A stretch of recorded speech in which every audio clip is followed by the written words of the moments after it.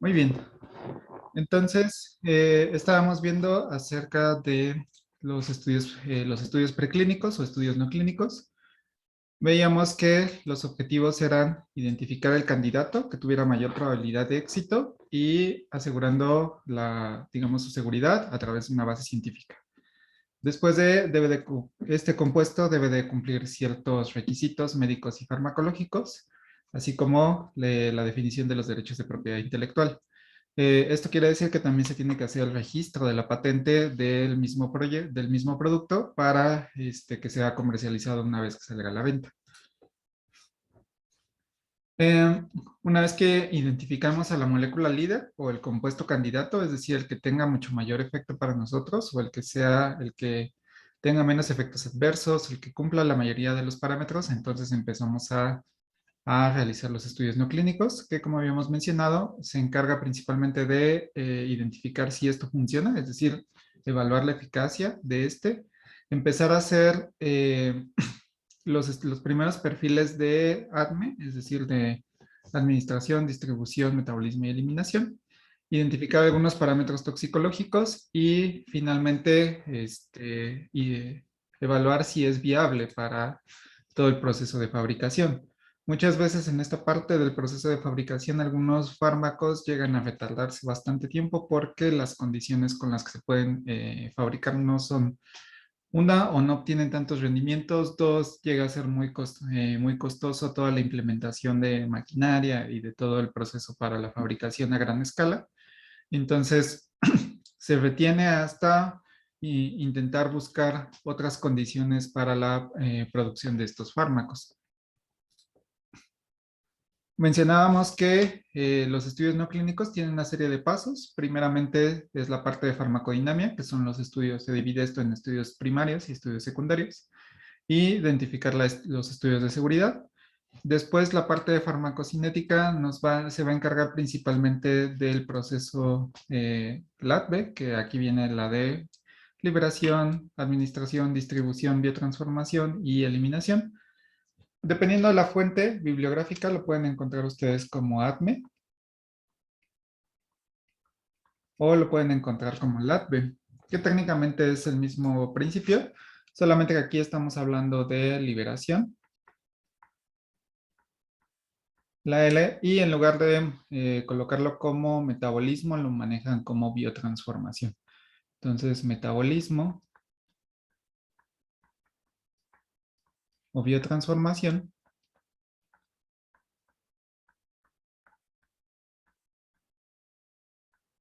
para fines prácticos, lo manejamos como indistinto. ¿Ok? Em, En el parte de farmacocinética vemos tanto el proceso de liberación del fármaco, de administración y distribución, y también se realiza la parte de toxicocinética, es decir, si este mismo fármaco se llega a metabolizar y Sí, genera un producto tóxico, ¿dónde también tenemos exactamente que está hacer para ese recibir licencia? perfil. Tenemos que identificar ese perfil de los compuestos que se estén generando y que puedan ser potencialmente tóxicos. Después tenemos que hacer la evaluación de la toxicidad, que en este ámbito tenemos tanto la toxicidad como la genotoxicidad. Y estas dos áreas se pueden dividir tanto en teratogenicidad y carcinogénesis. Ahorita hablamos un poco más acerca de estos procesos. Los estudios primarios de farmacodinamia se enfocan en identificar la eficacia de la sustancia. Y estos estudios se pueden hacer in vitro, in vivo, in situ o in silico. En vivo, como habíamos visto, se realiza en un organismo completo, es decir, tenemos, perdón, en in vitro tenemos, que se viene del latín, que es dentro del vaso, se realiza dentro de un ambiente controlado, ya sea utilizando cultivos de células o algunos tejidos, ¿no? Como habíamos visto la parte pasada. Habíamos visto que también in situ se utilizaba solamente cuando teníamos un órgano entero. Después, en in vivo tenemos al animal completo, es decir, ya tenemos la interacción de todo el organismo, es decir, qué participación tiene el hígado durante la administración de este compuesto, cuál es la participación del sistema nervioso central, si tenemos alguna regulación. Nos da un poco más de información a nivel global, es decir, al hacer una administración en un animal completo, tenemos la ventaja de que podemos evaluar los efectos en todos los órganos, si es que se desea como hacer una evaluación completa. Mientras que en in vitro nos permite ser mucho más específicos. Nos permite, por ejemplo, si queremos estudiar una sola enzima, podemos utilizar una línea celular que solo exprese esa enzima que estamos buscando. Entonces, vamos a tener mayor, digamos, tenemos mayor selectividad para saber cómo está respondiendo con el blanco molecular que estamos eligiendo, pero nos perdemos de todas las interacciones que pudiera haber o que pudiera estar pasando con los demás órganos. Entonces, digamos que uno no es mejor que el otro, sino simplemente tenemos enfoques distintos. ¿Qué desventaja tenemos, por ejemplo, de utilizar un estudio en vivo? Que, por ejemplo, existen muchas cosas que no sabemos qué está pasando. Nosotros podemos tener más o menos una interpretación de que tiene afinidad para ciertos receptores o cierta proteína, pero en la realidad, en el organismo entero, no sabemos dónde se va a unir en todo momento. Solo tenemos la posibilidad de medir un efecto, que realmente el efecto es una serie de pasos celulares y bioquímicos que se expresan dentro del organismo vivo y que nosotros ya podemos como cuantificar. Nuevamente retomando la parte, por ejemplo, de su práctica de laboratorio del reflejo de enderezamiento, administramos un fármaco, en este caso puede ser un barbitúrico. Sabemos exactamente cuál es el mecanismo de los barbitúricos. Son agonistas de los canales GABA, que son canales iónicos que se encargan de deprimir el sistema nervioso central, pero no sabemos exactamente si este pentobarbital puede estar interactuando con algunas proteínas, por ejemplo, de la parte del corazón, la parte del hígado, si tenemos algunas interacciones a nivel intestinal. Entonces, solamente lo que predomina, a final de cuentas del experimento, son los efectos que se generan a nivel del sistema nervioso central. Pero los que se encuentran enmascarados, que no podemos cuantificar de manera fácil, son los que nos cuesta un poco más de trabajo evaluar en los organismos vivos. De hecho, tal es el caso, algo particular que está pasando hoy en día, por ejemplo, con el estudio de COVID, es que como realmente COVID se está estudiando en todos lados y en todo momento, estamos aprendiendo muchas cosas sobre el comportamiento de los virus. Por ejemplo, el caso de los pacientes asintomáticos que tienen la infección pero que no desarrollan ningún síntoma y que son posibles agentes contagiantes. Posiblemente esta actividad de los virus esté presente en otras especies, pero sin embargo, como no los estamos buscando, no sabemos realmente si una persona puede tener o no tiene un virus. Por ejemplo, puede ser que yo en este momento tenga, no sé, a lo mejor un virus de hepatitis o a lo mejor un virus de influenza, pero como no me estoy haciendo la prueba para identificar si yo tengo este virus, pues no sé realmente si tengo si yo soy portador de ese tipo de virus. Entonces, esa es una de las situaciones que ocurren, digamos, dentro de los organismos vivos, que hay muchos elementos que no conocemos porque no los estamos buscando. Entonces, esas es como las diferentes características. Para el caso de in silico, lo que tenemos es que es un experimento realizado por simulaciones o a través de una computadora. Quiere decir que los estudios in silico se basan con la experimentación práctica, es decir, tenemos resultados de cómo se comporta un receptor, cómo se comporta una proteína, cuál es el efecto teórico que se genera con ciertos fármacos. Entonces, lo que hace la computadora es reunir toda esa información, procesarla e identificar si existen patrones de referencia, es decir, a lo mejor no estamos viendo un patrón de interacciones o un patrón de afinidad o un patrón de electrostática para los compuestos químicos. Entonces, lo que hacen las computadoras es procesar toda esa información y sacar conclusiones hipotéticas. Es decir, nos indica si puede o no puede tener cierto efecto, pero nos da una predicción de lo que puede estar pasando con base a experimentos previos que se han hecho y con la información experimental que se acumula. Entonces, mientras más enriquezamos esta base de datos, más potente va a ser este programa para poder generar datos más precisos. Entonces, inclusive ya se ha visto, por ejemplo, se pueden inclusive predecir algunos perfiles toxicológicos, es decir, ¿sabes qué? Tú tienes un amino en tal posición de un benceno, entonces esto se puede metabolizar por tales enzimas y puede generar la formación de un epóxido.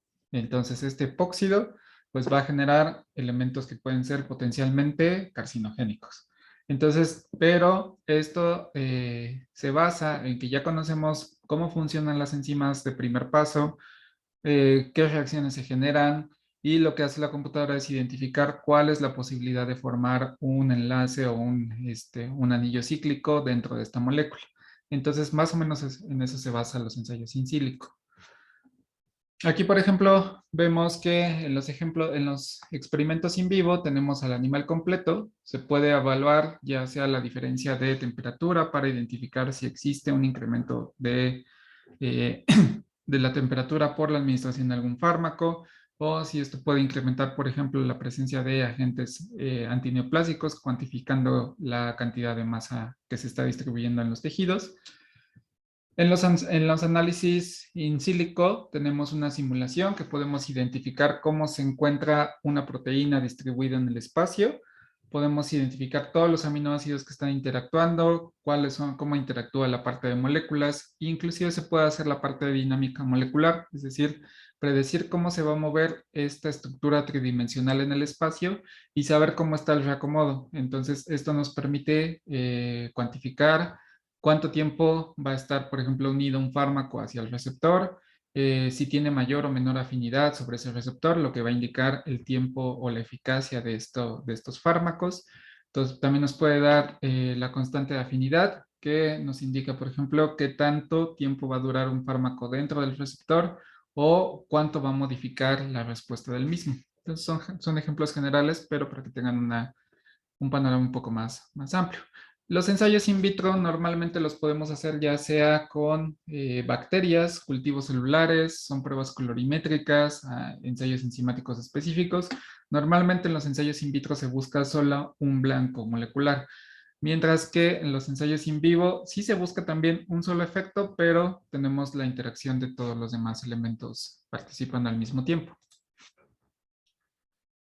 Eh, De igual forma, en los estudios in vivo con modelos animales se busca nuevamente la farmacodinámica, efectos de la medicina o el fármaco en el organismo, la farmacocinética, los efectos del organismo sobre el fármaco o la parte de la medicina. Tenemos la toxicidad, podemos ver, esto es muy importante, en los estudios in vivo se puede evaluar de forma más precisa la toxicidad, porque podemos ver ya sea toxicidad general, es decir, que el animal muera directamente con la administración de un fármaco, o podemos ver daños, podemos hacer una autopsia del animal e identificar, por ejemplo, si tenemos daños en ciertos órganos o en ciertas partes de los elementos. Cabe destacar que la mayoría de los estudios preclínicos se van a hacer siempre ya sea en modelos animales o en cultivos celulares. Aquí no tenemos participación de estudios en humanos, entonces simplemente es para garantizar que sí tiene efecto y que no tiene potencialmente efectos tóxicos o teratogénicos o carcinogénicos. También vamos a poder evaluar estudios de carcinogenicidad, es decir, si es potencialmente productor de generar cáncer en algún punto del estudio. Los estudios in vitro se enfocan principalmente en carcinogenicidad. También podemos tener estudios de farmacodinamia, pero cuando es solamente muy específico para un tipo de receptor.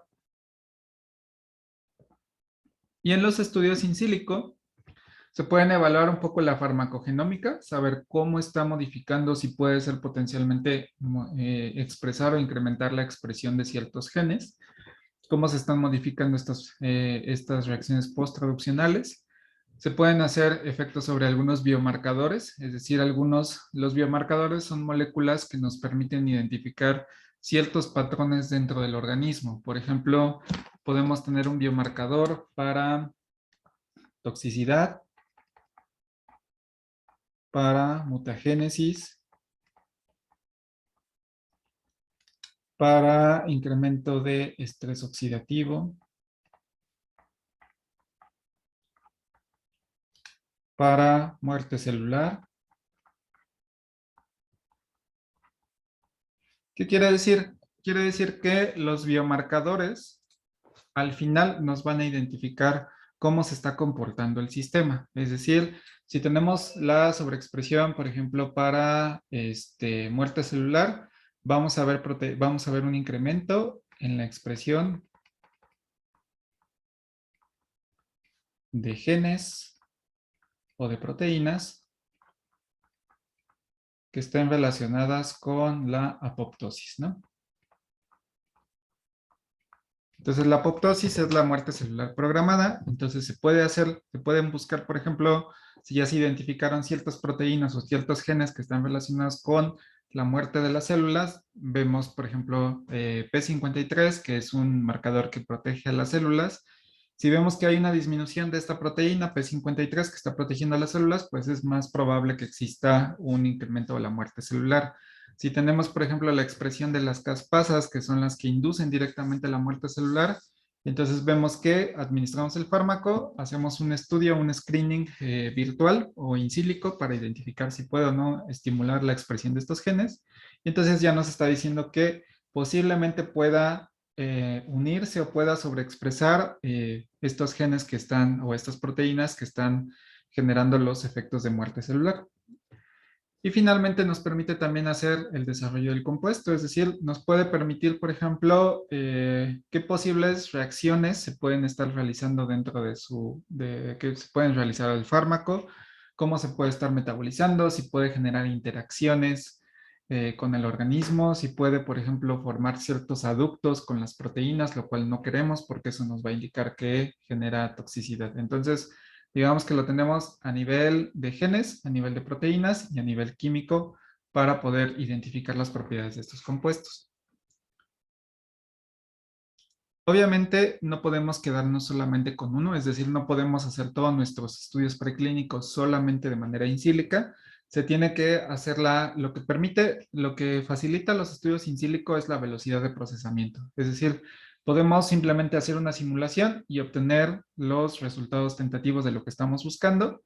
Y en lugar de hacer las 100 pruebas que puede marcar el estudio in sílico, podemos elegir 3 que son puntuales, que son muy distintas y que nos dan mucha información y aplicarlas tanto en modelos in vitro como en modelos in vivo y corroborar si realmente tiene o no tiene efectos que se están prediciendo. Si no da resultados adecuados, que muchas veces ocurre, lo que puede hacer es nuevamente como reajustar los valores de entrada para el modelo en computadora y volver a hacer la simulación para ver si con estos nuevos valores de entrada podemos mejorar los resultados o los hits que salen a partir de los procesos in sílico. Entonces, es una herramienta que se está desarrollando, está ganando mucho terreno hoy en día. Sin embargo, todavía falta estarla puliendo un poco más para que los resultados que obtengan sean mucho más precisos. Entonces, de igual forma, todo esto nos permite para identificar el mecanismo de acción, es decir, tener más panoramas para saber exactamente cómo está funcionando un fármaco, para identificar la potencia y la eficacia. Todavía no hemos revisado estos conceptos, pero de manera general, la potencia nos va a indicar la dosis necesaria para obtener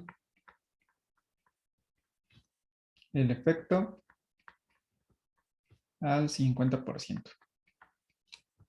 Y la eficacia va a ser el máximo valor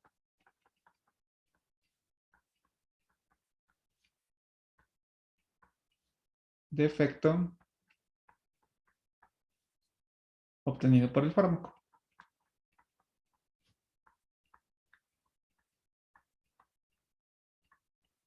¿Qué quiere decir de manera general? Por ejemplo, la potencia, si decimos que un fármaco es muy potente, quiere decir que necesitamos muy poquita cantidad de ese fármaco para obtener una respuesta. ¿Por qué siempre nos basamos en el 50%? Porque es más fácil llegar a la mitad del efecto máximo y de ahí tener variantes, ya sea por encima o por debajo, a siempre estar trabajando con el 100%. Es muy difícil que un sistema biológico o un sistema artificial esté siempre trabajando a su máxima capacidad. Casi siempre se encuentra muy cómodo evaluándose entre el 60, 40, 50%. Entonces, estar trabajando en ese parámetro nos permite considerar los incrementos o las disminuciones que puede tener de manera más tangible. Por eso casi siempre, tanto en bioquímica como en farmacología, siempre van a ver constante de afinidad 50, tiempo de vida media, la potencia, que es la dosis efectiva 50 o la concentración efectiva 50, casi siempre trabajamos en esos rangos.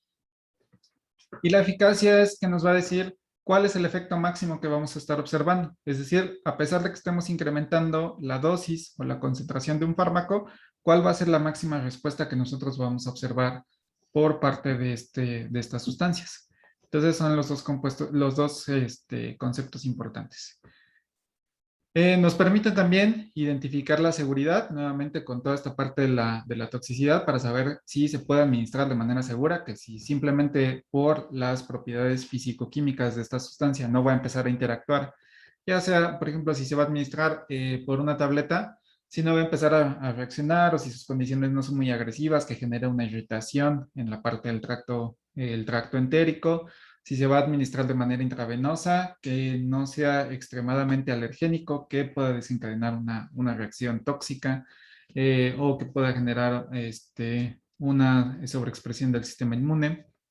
Interacciones, si podemos predecir, por ejemplo, si este fármaco tiene interacciones con otras moléculas, es decir, si forma interacciones químicas con otros fármacos, es decir, si trabajamos con ácido acetil salicílico y damos este nuevo fármaco, si puedan reaccionar entre ellos y puedan generar un fármaco que, uno, cambie su efecto, su mecanismo de acción, dos, que pueda generar un efecto tóxico y tres, que pueden enmascarar los efectos de ambos fármacos individuales.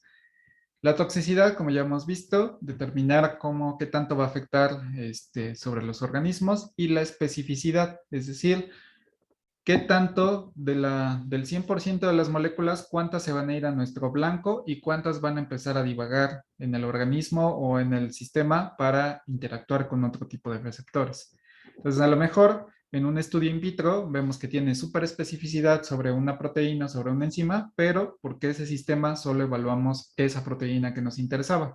Ya cuando lo extrapolamos al organismo, bueno, un sistema in vivo, pues ya la especificidad va a disminuir porque pues nuevamente va a empezar a conocer otros receptores y entonces disminuye esta especificidad, ¿no? Entonces, esos es más o menos los conceptos. En los estudios secundarios, el objetivo es determinar cómo la sustancia actúa en otros aspectos del organismo. Estos estudios pueden no ser necesarios si existe evidencia publicada. ¿Qué quiere decir? Quiere decir que, por ejemplo, estamos trabajando con un fármaco que actúa sobre el corazón. Entonces, ya lo probé en mi organismo, ya lo probé en mi animalito, vi cómo se comporta con la frecuencia cardíaca, pude medir la frecuencia cardíaca en este ratón. Además, logré extraer el corazón y lo probé en un sistema cerrado donde administré el corazón en una cámara y vi cómo estaba la respuesta eléctrica del mismo. Ahora me interesa saber si este fármaco tiene algún efecto potencialmente sobre, no sé, a lo mejor un tejido similar, como puede ser parte del riñón, parte del hígado, la parte de la vasculatura, tal vez no la estudié. Entonces, yo solamente en los estudios primarios me enfoqué a ver si funcionaba o no funcionaba con el corazón. Pero ahora me interesa saber si puedo hacer un screening general de cómo se comporta la respuesta. Entonces, en esta parte lo que hacemos es identificar qué otros blancos moleculares pueden estar participando, monitorear la respuesta de todos los diferentes órganos para ver si tenemos alteraciones. Entonces, por ejemplo, podemos medir presión arterial en este punto para ver si tiene modificaciones. Podemos cuantificar la orina, hacer estudios generales de orina para determinar si existe alguna variabilidad sobre la reabsorción urinaria, para ver si existen metabolitos que se están generando, se están excretando en la parte de orina. Entonces hacemos como una ampliación de lo que estamos buscando. Y también, Profesor, ¿sí? ¿en qué parte se determinan los efectos secundarios o sí? Aquí se puede evaluar algunos efectos secundarios. Aquí, por ejemplo, como estamos haciendo en esta parte de estudios secundarios, se pueden evaluar los efectos secundarios en modelos animales. Es decir, podemos ver si tenemos efectos sobre otros órganos, otros sistemas. Llega a ser un poco difícil en este punto determinar todos los efectos secundarios, número uno, porque los animales no tenemos forma de comunicarnos con ellos. Entonces, por ejemplo, no podemos saber si al administrar esto le está generando algún tipo de dolor o le está generando alguna molestia. Simplemente tenemos que hacer la observación nosotros e identificar si podemos determinar algún patrón en estos animales. Podemos hacer, en este punto lo que se hace es que se monitorean todos los signos de los animales. Entonces, monitoreamos signos generales, frecuencia respiratoria, frecuencia cardíaca, tensión arterial, volumen excretado de orina, metabolismo urinario, se hacen perfiles enzimáticos hepáticos y perfiles de hormonales para ver si alguno de estos elementos están cambiando. Si nosotros vemos que los valores de referencia están siendo modificados, ya podemos tener una tentativa de los efectos secundarios. De no ser así, se empiezan a observar ya sean las fases clínicas, que son la siguiente parte que ya es experimentación con humanos. Aquí lo que hacemos nada más es un screening general para ver si hay, hay un riesgo potencial por la administración de estos fármacos.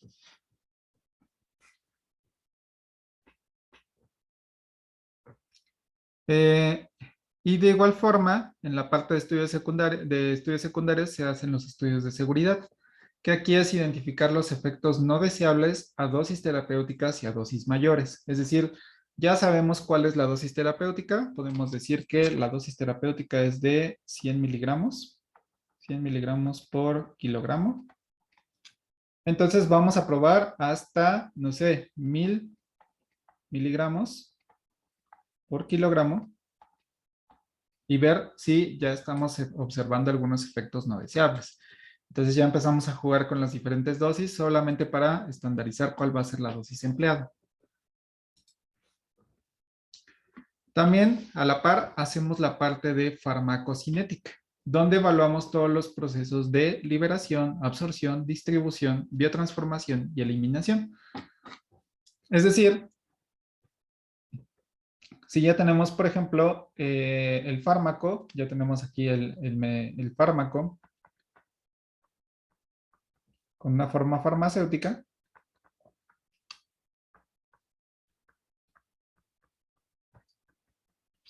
Si ya podemos generar una forma farmacéutica en este punto, se puede realizar y se puede administrar en los animales. Si no tenemos esa forma farmacéutica, por ejemplo, tenemos una tableta, pero no podemos dar una tableta a los animales, solamente vamos a observar todo el proceso de esta parte. Entonces, ¿qué es lo que vemos aquí? Vemos la absorción, es decir, cuánta cantidad del fármaco está llegando a torrente sanguíneo, cuánta cantidad de fármaco se está distribuyendo a los diferentes órganos y cuánto se está acumulando en estos tejidos. Si los mecanismos de biotransformación del organismo están interactuando, es decir, las reacciones de los efectos de primer paso, el metabolismo ya sea hepático, el metabolismo pancreático o todas las enzimas que están participando pueden estar modificando químicamente esta molécula. Y finalmente, ¿por dónde se va a excretar? Se va a excretar vía heces fecales, se va a excretar por vía urinaria, se va a excretar por parte, por ejemplo, si son roedores en el pelo, se pueden cuantificar a ver si se excreta por esa parte. Los roedores no sudan, entonces no podemos cuantificar la parte de sudoración, pero sí algunos animales que sí se puede cuantificar el sudor, se puede ver la excreción por estos fluidos. Y de igual forma, podemos hacer la toxicocinética, que son los mismos procesos, solamente que estamos viendo si tenemos cuáles son las diferentes dosis que podemos utilizar, si podemos observar algún efecto tóxico y podemos ver la relación dosis-efecto de los elementos tóxicos por parte de estos fármacos. ¿Qué quiere decir? Por ejemplo, a lo mejor administramos una dosis un poco elevada y empezamos a ver alteraciones en el hígado. Entonces, ¿qué vamos a hacer? Vamos a hacer la extracción del hígado. Primeramente, medición metabólica del hígado, es decir, cuantificar todas las enzimas que están participando por parte del hígado, todas las lipasas, todas las amilasas, todas las enzimas que se encargan del metabolismo general, todos los citocromos.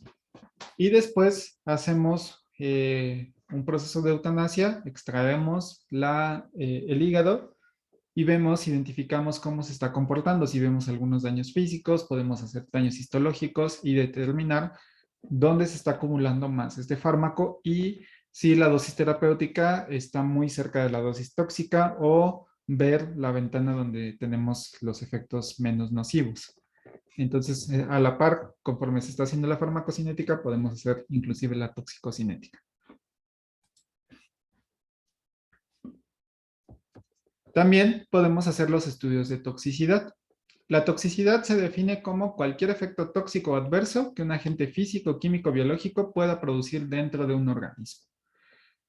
Y la toxicología, pues estudia todos los efectos tóxicos y adversos de un agente físico, químico, biológico, que se producen dentro de un organismo vivo bajo condiciones específicas de exposición. Quiere decir que la toxicidad es cualquier cambio nocivo que pueda generar una sustancia ajena, ya sea de diferentes naturalezas, y la toxicología estudia los mecanismos que están participando. Después de esos cursos de farmacología van a tomar un curso de toxicología donde algunos elementos se repiten de lo que estamos viendo, se van a repetir en su curso de toxicología, pero va a estar enfocado específicamente a los daños que está generando estas moléculas sobre el organismo. Entonces, originalmente la toxicología se quedaba muy pegada a la farmacología, pero poco a poco ha ido ganando terreno a la toxicología y se está separando cada vez más de la farmacología. Sin embargo, hay ciertos elementos que se mantienen, porque obviamente es el mismo organismo que va a generar tanto los efectos benéficos como los efectos tóxicos. Tenemos diferentes tipos de toxicidad. Va a ser la toxicidad aguda, subaguda y crónica. En la toxicidad aguda quiere decir que tenemos un efecto prácticamente inmediato, inmediato entre comillas, porque se puede observar inclusive hasta un día después o hasta una semana después como máximo, se puede observar un tipo de toxicidad. En este tipo de toxicidad lo que se observa es que se da una dosis elevada, se da una única dosis muy fuerte, es decir, muy por encima de la dosis terapéutica, ya sea inclusive hasta 10 veces más que la dosis terapéutica. Y obviamente vamos a observar un cambio porque estamos dando mayor cantidad de lo que el organismo puede procesar. Inclusive la toxicidad aguda, pues prácticamente con cualquier sustancia podemos llegar a observar estos efectos tóxicos. Si nosotros, por ejemplo, consumimos 10 tabletas de paracetamol, eventualmente vamos a tener un efecto hepático bastante notable, que si nos hacemos unos estudios un día después o 2 días después de que ingerimos estas 10 tabletas de paracetamol, pues vamos a observar cómo el hígado pues está sufriendo de manera considerable. Entonces, se hace nada más para un screening para determinar qué tan tóxico es esta sustancia o sobre una ingesta excesiva de esta molécula, qué tanto podemos observar daños. Tenemos la toxicidad subaguda, que va de 30 a 60 días, y la toxicidad crónica de 1 a 2 años. En estos dos tipos, tanto la subaguda como la crónica, aquí ya no vamos a dar dosis elevadas, vamos a dar dosis bajas o dosis terapéuticas. Pero lo que vamos a hacer es continuar con la exposición de manera periódica. Estos estudios llegan a ser más interesantes, aunque obviamente por el tiempo llegan a ser mucho más costosos, uno, y dos, pues consumen mucho tiempo y son muy lentos. Pero ¿qué información nos da? Nos da, por ejemplo, una ventana de cómo se va a comportar este fármaco para identificar si potencialmente podemos tener algún efecto a futuro. Es decir, a lo mejor una persona que tiene una enfermedad o este tratamiento va para una enfermedad crónica, como puede ser diabetes, como puede ser hipertensión. Entonces, si este fármaco no va a curar la enfermedad, sino simplemente va a controlar esta enfermedad, pues va a estar consumiendo este fármaco por mucho tiempo. Prácticamente toda su vida va a estar consumiendo este fármaco. Entonces, lo que no queremos es ver si existen estos efectos tóxicos. Las alergias entran dentro de la toxicidad aguda. Sí, solamente que, bueno, más bien no. La respuesta es no, porque tenemos toxicidad y alergenia. En la toxicidad, los elementos de respuesta tóxica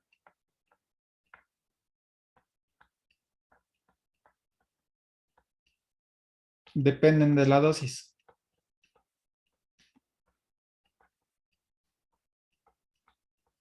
¿Qué quiere decir? Si nosotros consumimos 10 miligramos por kilogramo de cianuro, nos vamos a morir. sea quien sea. Es decir, yo puedo tomar 10 miligramos, bueno, 70 miligramos de cianuro y eventualmente voy a morir. Una persona que sea un poquito más delgada, que pese 60 kilogramos, va a tomar 60 miligramos y eventualmente va a morir si consume este ácido cianhídrico. En la alergenia, lo que pasa es que los elementos de respuesta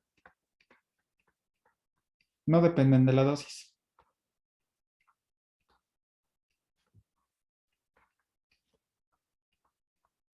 ¿Qué quiere decir? Si una persona tiene una alergia, vamos a decir que es alérgica pues a las nueces, ¿no?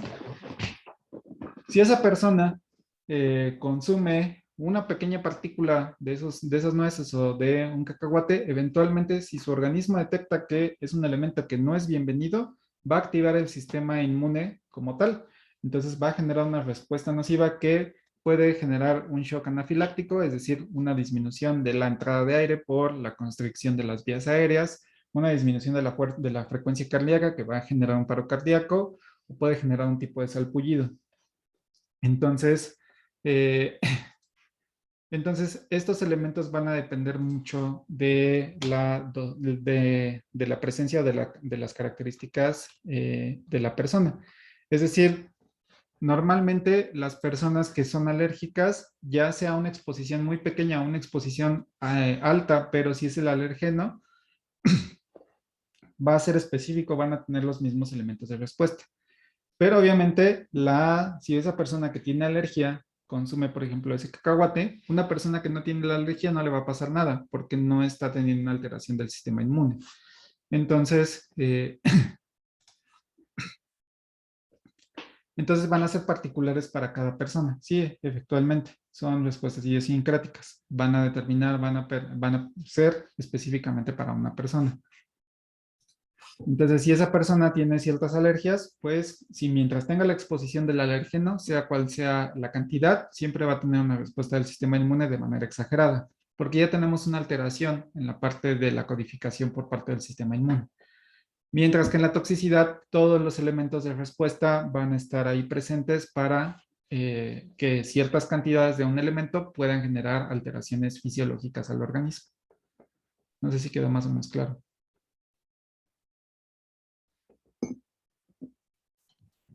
Oiga, profe, lo que vimos que se hizo Mitrídates al administrarse arsénico, ¿podría tratarse como un estudio sobre la toxicidad tipo crónica?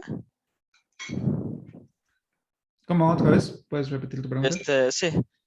Bueno, Mitrídates nos comentó que se hizo un tipo de resistencia al arsénico al administrar pequeñas cantidades, Ah, ya. pero estos no los mataba, entonces podría tratarse como un tipo de toxicidad crónica. Sí, sí, exactamente, porque la dosis que estaba utilizando no era una dosis letal. Empezaba a utilizar una dosis, no era la dosis que generaba el efecto o la respuesta tóxica, sino era una dosis muy pequeña. Entonces, lo que se teoriza es que se generó cierta resistencia por parte de esta subdosificación que empezó a acostumbrar al organismo y a hacer modificaciones fisiológicas. No ha habido evidencia de que esto se pueda replicar como tal, o sea, no hay evidencia de que podamos generar cierta resistencia a ciertas moléculas. Se ha visto de manera hipotética en algunos casos, pero todavía no sabemos exactamente si realmente eso pasa. Sí hemos visto cierta tolerancia hacia ciertos fármacos. Por ejemplo, las personas que toman café todos los días ya llegan a tener cierta tolerancia a los efectos de la cafeína. A una persona que no consume un café, la primera vez que lo toma, pues eventualmente tiene esta respuesta acelerada, se pone muy nervioso, le da inclusive taquicardia. Conforme vas acostumbrando a tu cuerpo, sí vas disminuyendo estas respuestas tóxicas o estas respuestas farmacológicas. Es, profe. Sí, entonces, nuevamente, aquí en la toxicidad aguda son dosis elevadas o por encima de la dosis terapéutica.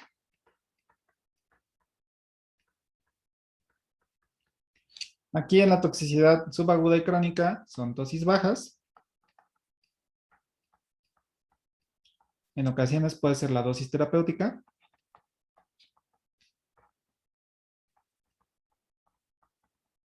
Pero por tiempos prolongados.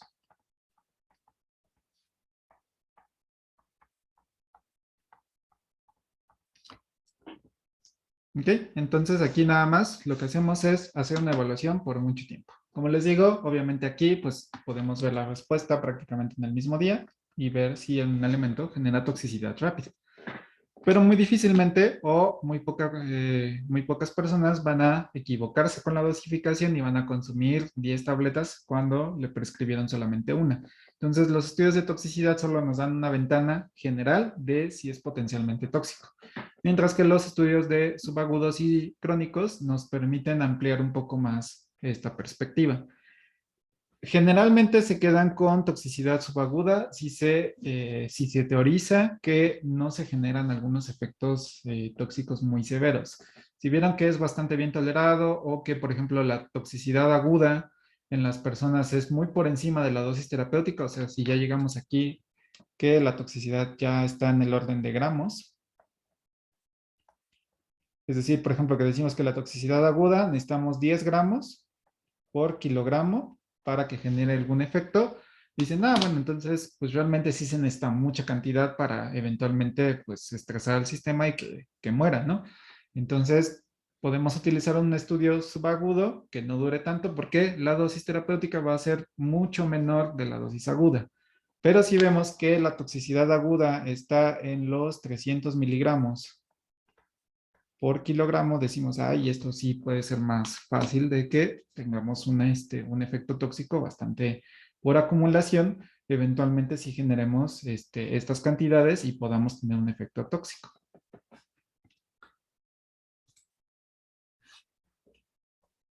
¿Qué nos permite también los diferentes estudios? Por ejemplo, en la toxicidad aguda nos permite hacer el cálculo de la dosis letal 50 y de la concentración letal 50 a una dosis única. Esto, nuevamente, dependiendo de cómo va a ser el tipo de exposición, puede ser por dosis o puede ser por concentración. Ustedes ya verán estos conceptos, o bueno, por lo menos eso les explicaban en el laboratorio, que la dosis tiene que ver con la administración directamente hacia el individuo, mientras que la concentración tiene que ver por exposición hacia el medio. Entonces, en la dosis podemos controlar cuánta cantidad está ingresando hacia el organismo por individuo y puede ser específica para cada individuo, mientras que en la concentración tenemos una exposición generalizada y no controlamos cuánta cantidad de ese elemento entra al organismo. Ustedes en su práctica, por ejemplo, de la artemia salina, lo que vieron es concentración, porque colocaban a las artemias en un medio donde estaba expuesto este agente tóxico. Entonces, mientras que en la dosis tendrían que hacer utilizando un ratón o utilizar un animal y darle la cantidad necesaria a estos elementos. ¿Qué también se tiene que hacer aquí en la toxicidad aguda? Por lo menos explorarlo con 2 especies animales y en 2 vías de administración. Y por lo menos una especie de estas debe ser diferente a un roedor. Aquí, por ejemplo, no solamente podemos hacer una administración intraperitoneal para los animales, sino tenemos que dar tal vez una dosis oral. Por lo general, siempre se elige una dosis entérica y una dosis parenteral. Es decir, algo que pase por el tracto gastrointestinal, es decir, por ejemplo, una dosis oral que llega por todo, llega por toda la parte de la tráquea, se deposita en el estómago y ahí tenemos un metabolismo. Y en la parte intravenosa o en la intraperitoneal, pues no tenemos este efecto de primer paso. Ya que veamos un poquito de este metabolismo, veremos exactamente a qué se refiere. Pero ahorita quédense con que las vías de administración importan para identificar si tenemos o no participación de mecanismos que puedan estar modificando o transformando este fármaco. También se pide que tengamos experimentación con una especie diferente a los roedores, porque puede ser que si, por ejemplo, trabajamos con ratón y trabajamos con rata, la homología genética es muy similar entre ellos. Entonces, los receptores y las proteínas tienen una homología muy parecida. Es decir, ¿qué tanto se parecen estas proteínas? Pues es muy parecido. Si exploramos, por ejemplo, con otras especies, por ejemplo, un pez, que tenemos una homología muy diferente a un roedor, podemos observar mecanismos distintos. Entonces, eso ya a la hora de explorarlo o ya escalarlo a personas, puede ser que ya podamos estar prevenidos de algunos efectos que puedan estar presentes en estas especies. Y el periodo de observación es de 14 días, es decir, a pesar de que no se haya observado ninguna respuesta en las primeras horas o en los minutos que después de la administración, se tiene que estar monitoreando para ver si no generó un efecto o no generó una secuela por esta administración. En la toxicidad subcrónica o subaguda podemos tener la determinación de daño en órganos. Aquí podemos observar si ya generó algún elemento dañino. Aquí se utilizan por lo menos 3 dosis en 2 especies animales y nuevamente una tiene que ser diferente a los roedores. Y aquí el periodo de observación es de 6 meses o por lo menos el tiempo de vida que tenga el animal. Y aquí, ¿qué es lo que estamos viendo? Pues análisis funcionales, estructurales e histopatológicos. Es decir, se está monitoreando constantemente, se pueden hacer tomas de muestras para ver si alguno de los órganos está fallando, se pueden medir los signos de los animales para ver si algo se está modificando y al final se hace toda la parte de los estudios histopatológicos, es decir, identificar si hay daños estructurales, daños funcionales dentro de los diferentes órganos. Si tenemos crecimiento de estos órganos, si tenemos generación de fibrosis, cualquier elemento que nos indique que algo está pasando. Y finalmente, en la toxicidad crónica, nos permite hacer la administración continua por el fármaco por 1 o 2 años, es decir, ya aquí estamos haciendo administraciones periódicas, y lo que nos permite es tener la vigilancia de los signos vitales, es decir, cómo se está comportando, si tenemos un deterioro de la calidad o de la salud de estos animales, ver si algo se está modificando o algo se está alterando. Y al final también podemos hacer análisis funcionales, estructurales e histopatológicos. Es decir, igual podemos estar monitoreando estos animales, solamente que aquí ya es por un tiempo prolongado. ¿Qué nos permiten todos estos estudios de toxicidad? Determinar la dosis tolerada máxima y los niveles o el nivel de efectos adversos no observados, que son el MTD y el NOAEL. ¿Qué quiere decir esto? La dosis máxima tolerada, es decir, es la dosis donde no tenemos ningún efecto tóxico presente en las personas o en los animales en este caso. Por ejemplo, nuevamente utilizamos un fármaco para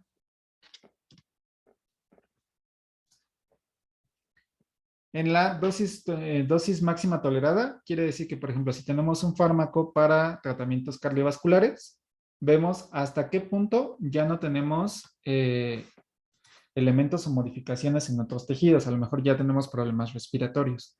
Entonces decimos la dosis terapéutica es de 50 miligramos. Aquí el corazón funciona bien. Si incrementamos a 70 miligramos, ya empezamos a ver problemas respiratorios. Quiere decir que esto es la dosis máxima tolerada. Es decir, ya a partir de 69, vamos a ponerle así de manera estricta, a partir de 69 ya o 70 miligramos ya empezamos a ver alteraciones en otros tejidos o en otros órganos. Y los niveles efectos adversos no observados. ¿Qué quiere decir esto? El nivel de efectos adversos no observados quiere decir que son elementos que están participando, pero que eventualmente no sabemos dónde están ocurriendo. Esto normalmente se hace a través de un modelo matemático. No se puede cuantificar de manera tan sencilla. ¿Qué es lo que vemos? Por ejemplo, aquí vemos que tenemos una curva dosis-respuesta, pero en este caso son dosis-respuesta tóxicas. Esto lo van a ver más a detalle en toxicología, pero lo que hacemos es una interpolación de saber dónde tenemos la dosis letal 50, es decir, dónde se están empezando a morir el 50% de nuestra población, y después hacer una interpolación para identificar en qué punto en qué momento empezamos a notar esta linearidad en nuestra recta, en nuestra curva. Entonces ahí es cuando se empieza a calcular la NOAEL y la NOAEL. Entonces, esto les digo, lo van a ver más en toxicología, pero ¿qué nos permite identificar de manera práctica? Nos indica en qué momento empieza a iniciar la toxicidad, es decir, a partir de qué dosis podemos empezar a teorizar que se va a morir nuestro primer elemento dentro de la población. Es decir, si tenemos 10 animalitos y administramos en este caso 20 miligramos, va a ser la dosis a la que el primer animal va a empezar a morir. Entonces, es más o menos como un caso hipotético.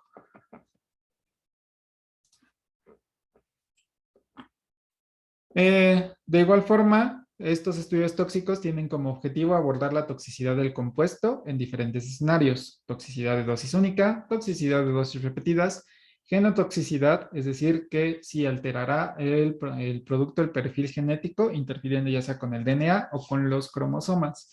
Es decir, si podemos tener un efecto que esté alterando ya sea la expresión o la modificación de los genes, ya sea inclusive en la progenie, es decir, en la siguiente generación. La carcinogenicidad nos indica si el producto puede generar cáncer, y también podemos observar toxicidad para el desarrollo y la reproducción, que está también aplicado con las siglas TART. ¿Qué quiere decir esto? Sobre todo se ve, por ejemplo, si puede generar teratogenicidad, es decir, si a la hora de, por ejemplo, una persona que esté embarazada, bueno, en este caso los animalitos que estén preñados, puedan generar daños en el desarrollo del feto, del producto, o también pueda afectar la capacidad de fertilidad de estos animales.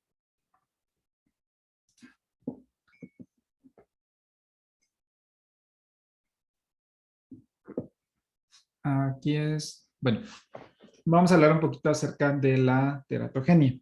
Ahorita le modifico ahí el título. Entonces, en la teratogenia,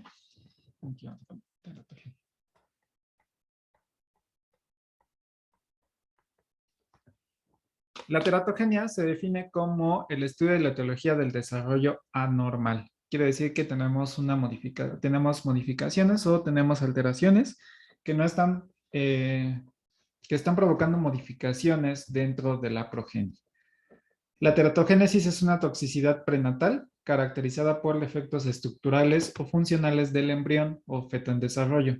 También incluye el retraso del crecimiento intrauterino, muerte del embrión o feto y carcinogénesis transplacentaria, en la cual la exposición química de la madre inicia el desarrollo del cáncer del embrión o del feto, lo que resulta en cáncer de la progenie después del nacimiento. ¿Qué quiere decir esto?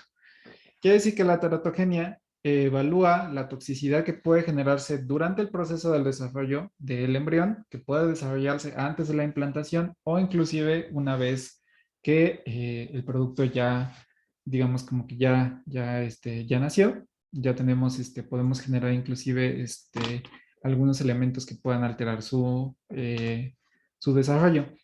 Estos desarrollos pueden ser funcionales o pueden ser estructurales. Es decir, por ejemplo, puede ser que el animalito haya nacido, por ejemplo, con 3 patas, o que haya tenido una malformación que no le permite caminar bien, o que haya tenido disminución de la visión, o inclusive a nivel, por ejemplo, metabólico, puede ser que tenga cambios que puedan disminuir, por ejemplo, su resistencia a nivel hepático, o que tenga daños a nivel renal, que genere problemas en la filtración glomerular, etcétera, ¿no? Entonces, todo esto tiene que ver durante el proceso del desarrollo del embrión. ¿Qué podemos observar con la teratogenia? Podemos observar mutaciones, alteraciones cromosómicas, efectos directos en el tejido materno con efecto en el feto y los efectos indirectos, que es decir, interferencia con los nutrientes. En el caso de mutaciones, las mutaciones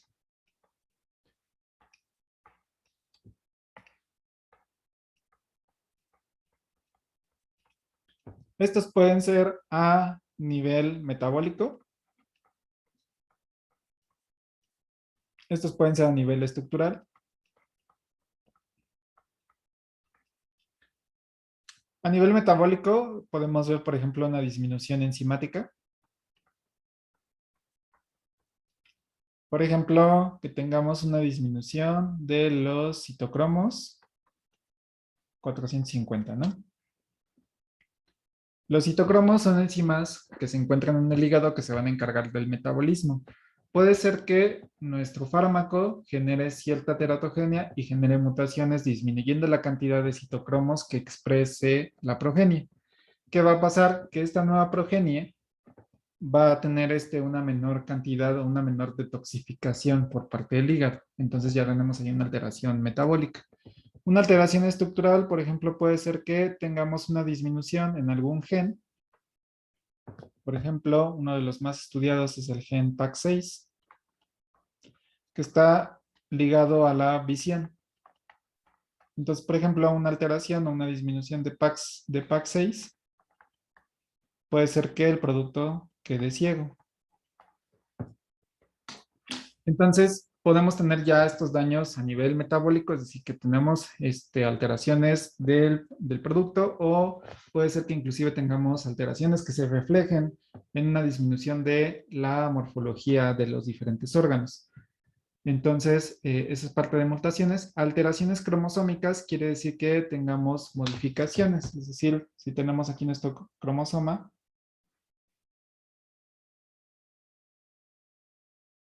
puede ser que el fármaco genere una deleción o una ruptura cromosómica aquí.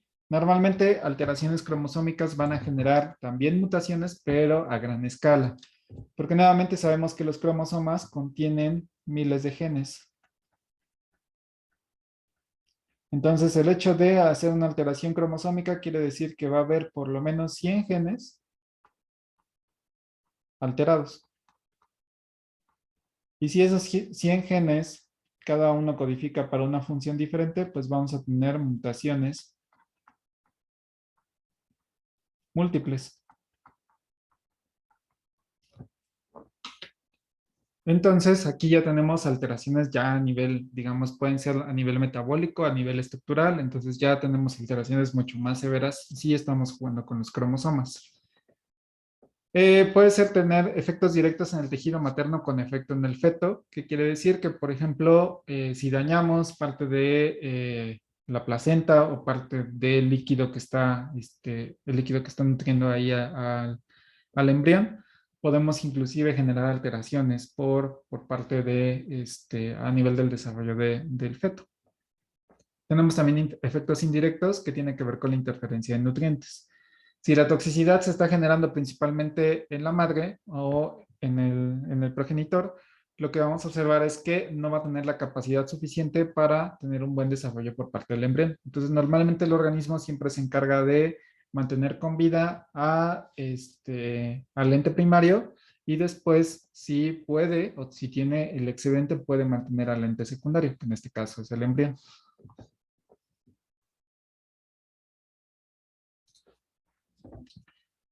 ¿Qué podemos ver? De manera general, podemos generar infertilidad, podemos generar la muerte, alteraciones del desarrollo, del crecimiento y algunos efectos diferidos, es decir, postparto. Puede ser que en un inicio, puede ser que la administración de este fármaco ya no permita la fertilidad en la parte del progenitor. Puede ser que inclusive lleve a la muerte tanto del progenitor como de la progenie, y tengamos alteraciones del desarrollo y el crecimiento, como ya les había mencionado. Y puede ser que inclusive estos efectos no se vean tan a corto plazo, es decir, que se puedan ver, digamos, ya postparto, es decir, a lo mejor inclusive no se ven en las primeras etapas del desarrollo, sino ya que lleguen a una cierta edad o a una cierta etapa, podemos generar estos efectos o podemos observar estos efectos de manera más tangible. Uno de los casos más importantes que se ha visto de los efectos diferidos y de efectos de postparto ha sido el caso de la talidomida.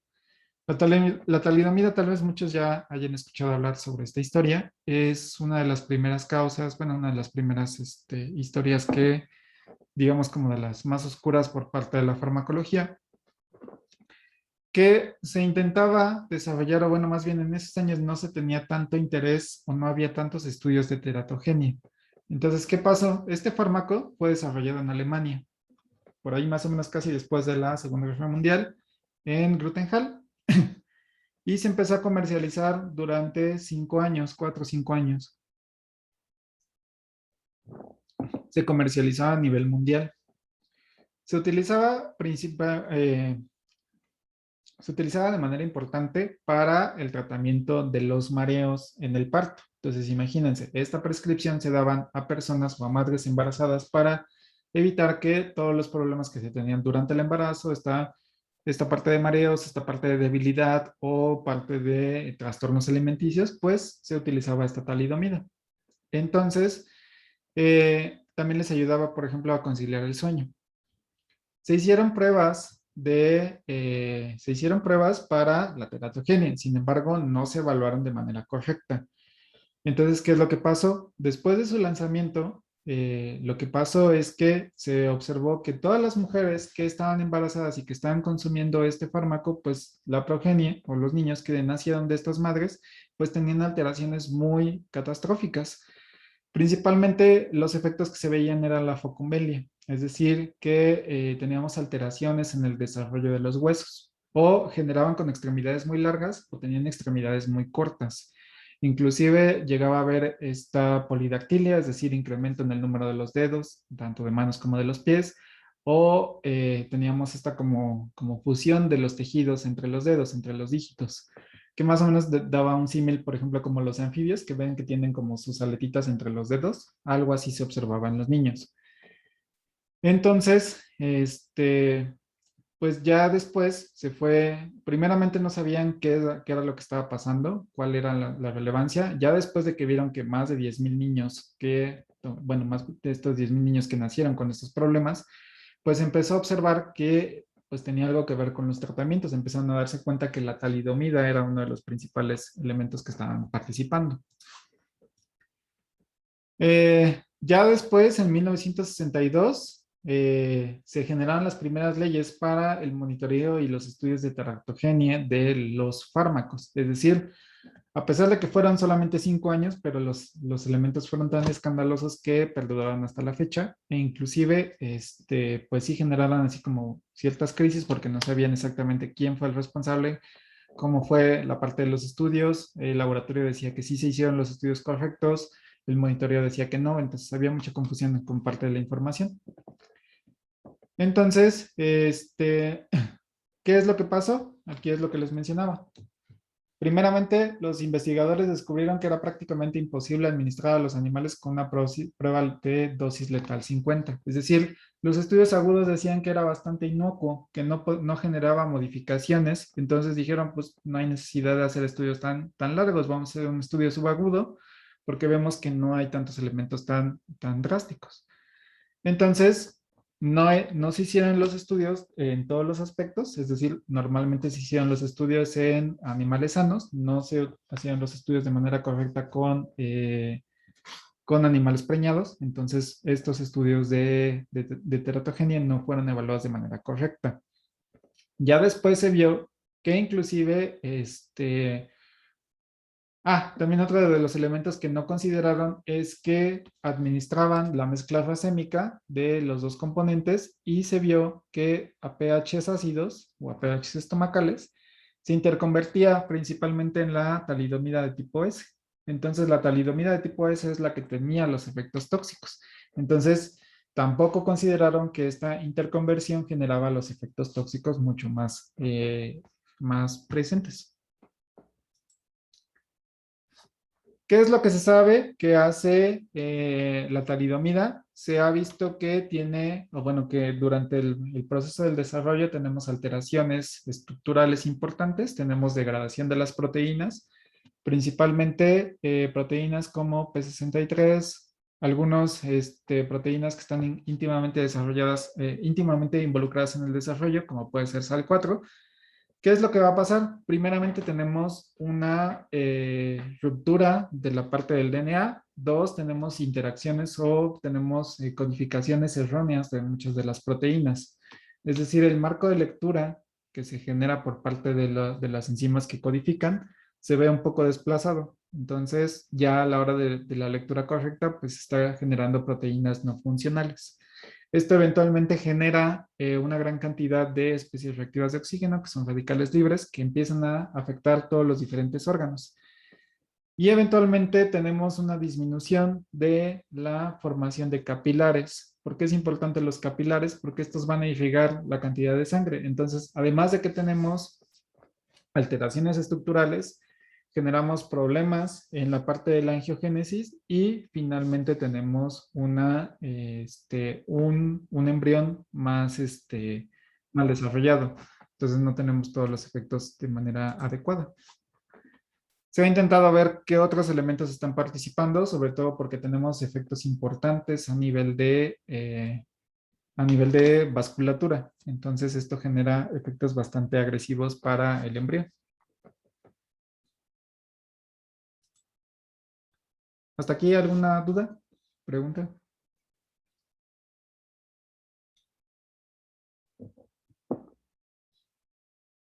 No, profesor. ¿No, todo bien? Ok. Entonces, pues lo que se ha visto es que si bien es importante los estudios clínicos, también son muy importantes los estudios tóxicos. Muchas veces se dejaban de lado la parte de los estudios tóxicos porque pues creían que solamente si no se veía al principio, pues ya no teníamos ninguna relevancia. Pero poco a poco se ha dado más importancia a los estudios tóxicos, inclusive antes que los estudios clínicos, porque esto nos va a permitir si son tolerados o no son tolerados por parte de la población. Entonces, se ha estado enfocando cada vez más con las nuevas nomenclaturas y con las nuevas reglamentaciones, se está intentando enfatizar más el uso de los estudios tóxicos de manera preclínica. Ahora, la talidomida actualmente se sigue comercializando, ya se volvió a reinsertar como tratamiento. Solamente se utiliza para tratamiento para el tratamiento de la lepra y para el tratamiento de migraña. Obviamente, pues se hace la super recomendación de que las personas, por ejemplo, sobre todo en mujeres que estén en tratamiento de talidomida, pues simplemente no vayan a considerar embarazarse en los próximos 2 años después de que fue suspendido su tratamiento. Es decir, si una mujer toma talidomida y termina su tratamiento la siguiente semana, tiene que esperar por lo menos 2 años para poder intentar considerar embarazarse. Ya en este momento ya se sabe que todo el fármaco que fue metabolizado ya fue excretado y que simplemente ya no vamos a tener elementos de daño por parte de la progenie. Pero pues tomó mucho tiempo, creo que esta reinserción fue en el 2010 o 2011, entonces tiene poquito que se volvió a reinsertar, pero nuevamente tenemos estos elementos del desarrollo.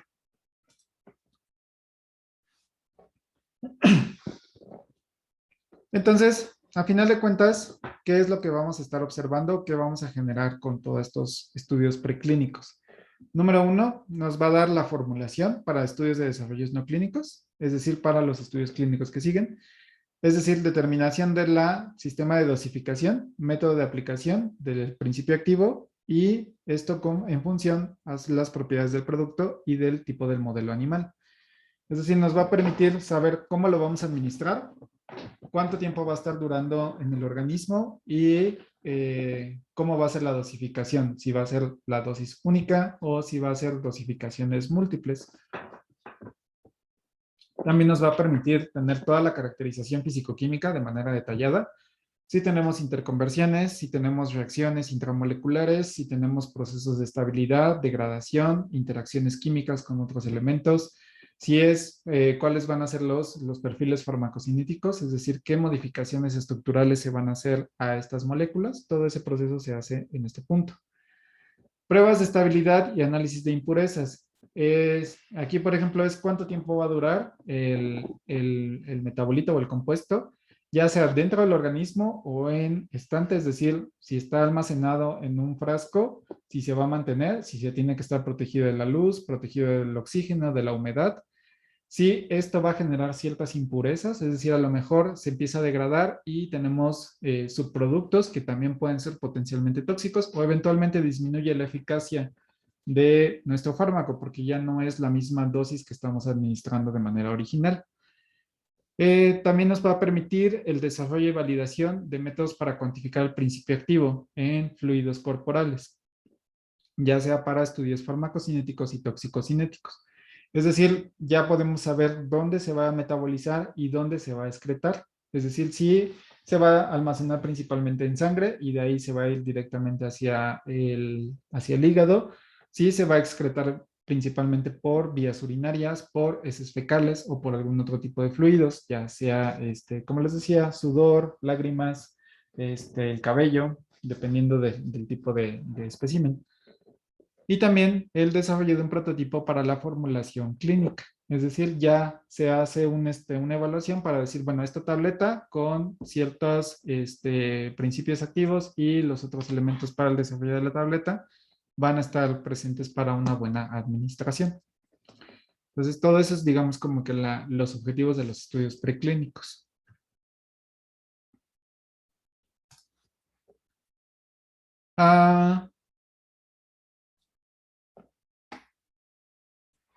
Algo que es importante para considerar es que antes de establecer la primera dosis en humanos, que es lo que se conoce como la fase 1, es importante que todos los datos no clínicos, aquí dejen ponerle...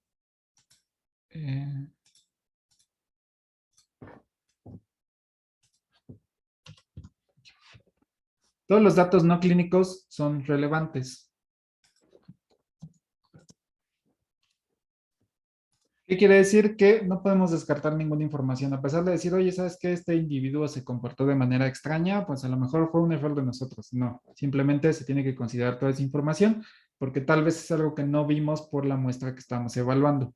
Entonces, toda la información que salga de aquí va a ser relevante en algún punto hasta no comprobar que se trata de un dato aberrante. Los estudios, ¿qué más se van a considerar? Los estudios farmacológicos de dosis-respuesta, a partir de qué dosis ya empezamos a ver los efectos y cuál es la dosis máxima tolerada. Vamos a nuevamente hacer el perfil farmacológico y toxicológico, es decir, si potencialmente cuál va a ser el efecto, el mecanismo de acción de estas moléculas, cómo va a estar comportándose y eventualmente si este fármaco puede generar algunos procesos tóxicos por parte de su metabolismo. Los estudios de farmacocinética y los aspectos particulares del compuesto candidato y el diseño del estudio clínico. Es decir, si por ejemplo aquí pueden salir algunas particularidades de decir, ¿sabes qué? Es que tiene mejor efecto si se consume con alimentos, porque es una molécula, por ejemplo, muy liposoluble. Entonces, para que se pueda absorber mejor, se tiene que hacer con alimentos grasos para que se pueda absorber mejor en la parte intestinal. Esto pasó, por ejemplo, con muchos de los antifúngicos. Aquí, por ejemplo, con los antifúngicos.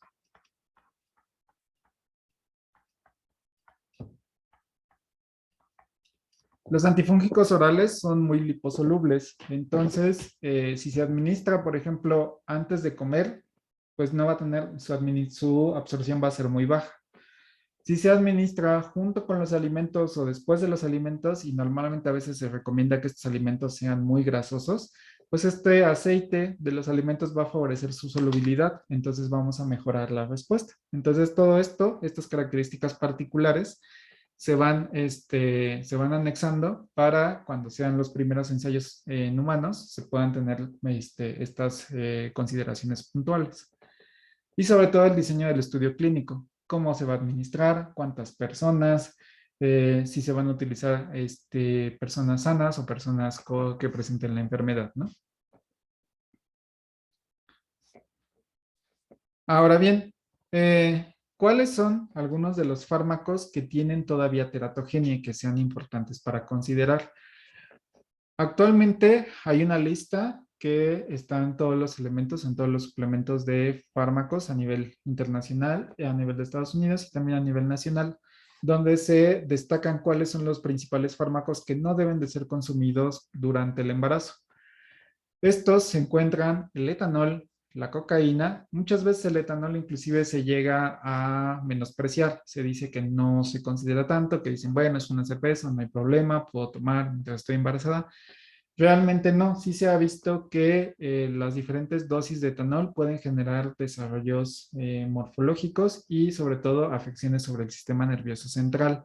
Se ha visto inclusive que se puede generar ciertas afecciones que disminuyen la capacidad intelectual de las personas si la madre consume alcohol en ciertos estadios del desarrollo del feto. Normalmente esto es en el segundo trimestre, que es donde está digamos, la parte más importante del desarrollo del sistema nervioso central. Ya a partir del segundo trimestre, ya tenemos todo el desarrollo de la parte de médula espinal y de la parte del tallo encefálico. Entonces ahí es donde es más susceptible las concentraciones del etanol porque empezamos a generar disminuciones en la conductividad eléctrica del cerebro. Además de que el etanol permea muy fácilmente por la placenta, entonces sí llega o sí tenemos exposición importante por parte del feto durante esta etapa. La cocaína también tiene una permeabilidad importante y al afectar al sistema nervioso central, pues inclusive se ha visto que las madres que consumen cocaína, pues los hijos ya tienen este síndrome de abstinencia por parte de la cocaína. Entonces sí es heredable esta parte, o ya generamos modificaciones en parte de los niños. Profesor, Otros, ¿sí? ¿y el consumo de alcohol durante, bueno, etanol en la lactancia, en qué afecta? El consumo de alcohol en la lactancia lo que afecta es que se va a excretar por parte de la leche materna. Entonces, todos los fluidos dentro del organismo, más bien, todos los fármacos se van a excretar en los diferentes fluidos del organismo. Entonces, ya sea lágrimas, sudor, leche materna, semen, eh, la parte de mucosidad, lagañas y cabello, todos esos son secreciones del organismo.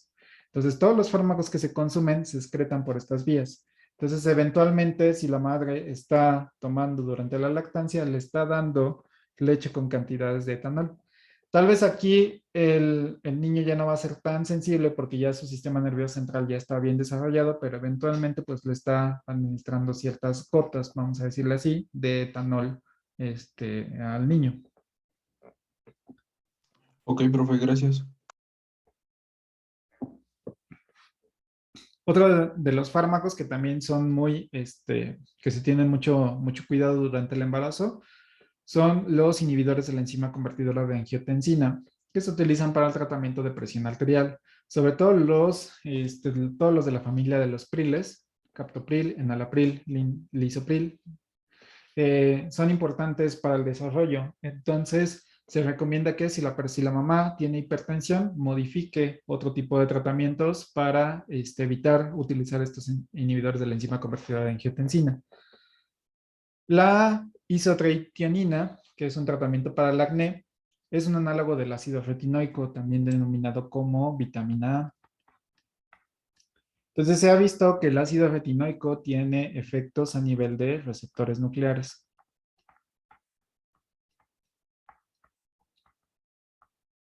Los receptores nucleares normalmente tienen afección en la transcripción de genes.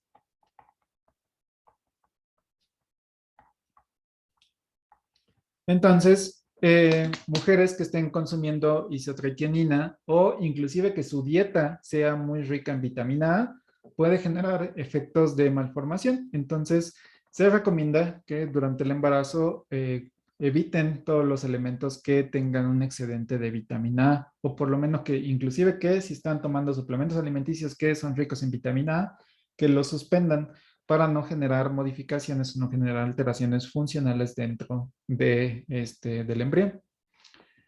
También la warfarina, que es uno de los anticoagulantes más utilizados. La warfarina prácticamente hace daño a todo, entonces si pueden evitarla mejor.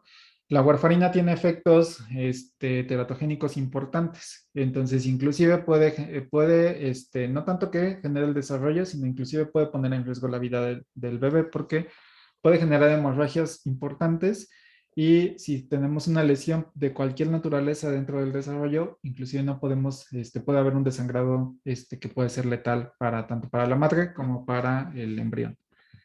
Muchos antibióticos también tienen efectos, sobre todo estos antibióticos. ¿Por qué tienen importancia? ¿Por qué solo estos tienen relevancia? Porque su mecanismo de acción va directamente sobre los ribosomas,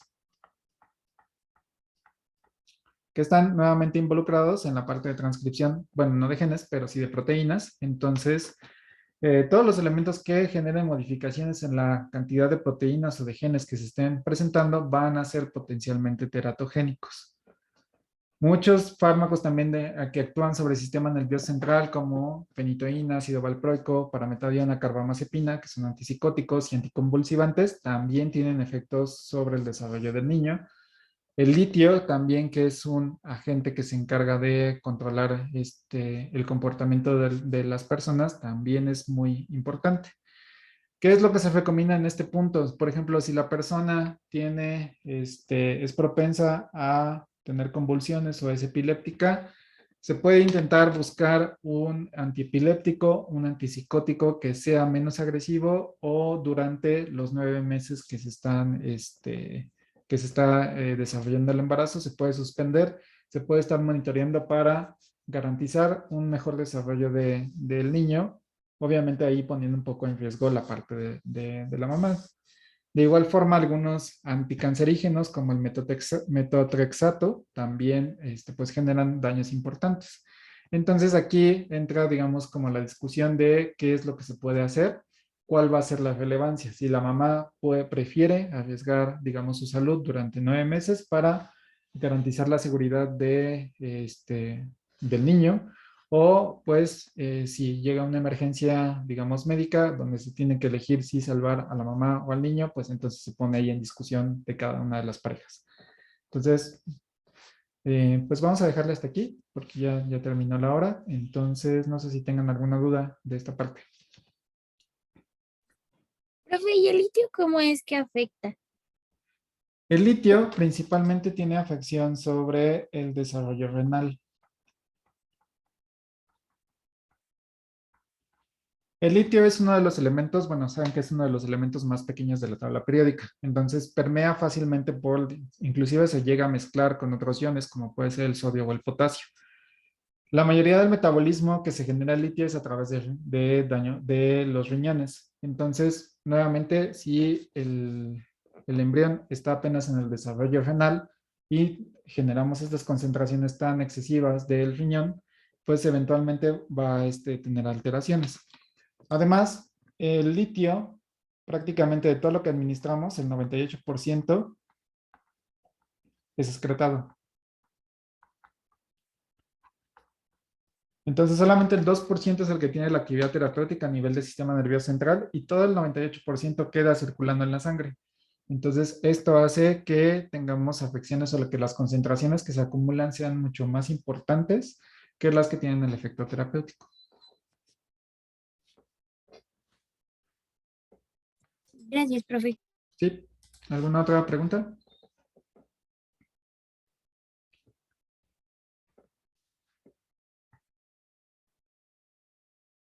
¿No? Ok, si no hay más preguntas, entonces nos veríamos el siguiente lunes y también vayan pensando qué día quieren su primer examen. Sí, normalmente los exámenes los hago el día sábado, entonces más o menos para que vayan viendo qué sábado les acomoda más para ver qué día les aplicamos y hasta dónde quieren que llegue su primer examen. ¿Ok? Sí, profe, gracias. Gracias, profe. Gracias. Gracias. Sí, pues nada, cuídense. Profe, cuídese. Gracias, profe.